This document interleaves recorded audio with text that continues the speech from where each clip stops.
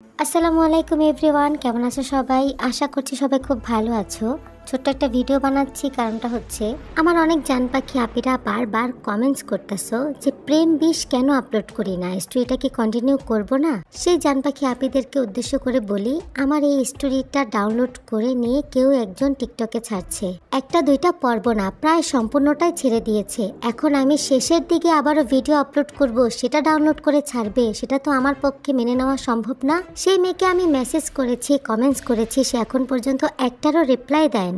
ওই মেয়ে তার টিকটকে আমার ভিডিও ছাড়া বন্ধ করবে, তারপর আমি নেক্সট পার্ট বানাবো, এর আগে বানাবো না। সো জান পাখিরা বারবার আমাকে রিকোয়েস্ট করো না, কমেন্টস করো না, দয়া করে। আমি এই ভিডিওর পিন কমেন্টে টিকটক আইডির লিঙ্ক দিয়ে দিচ্ছি, ওখানে গিয়ে বলো আমার ভিডিও যেন চুরি করে আপলোড করা বন্ধ করে দেয়, অ্যান্ড দেন আমি নেক্সট পার্ট আপলোড করব।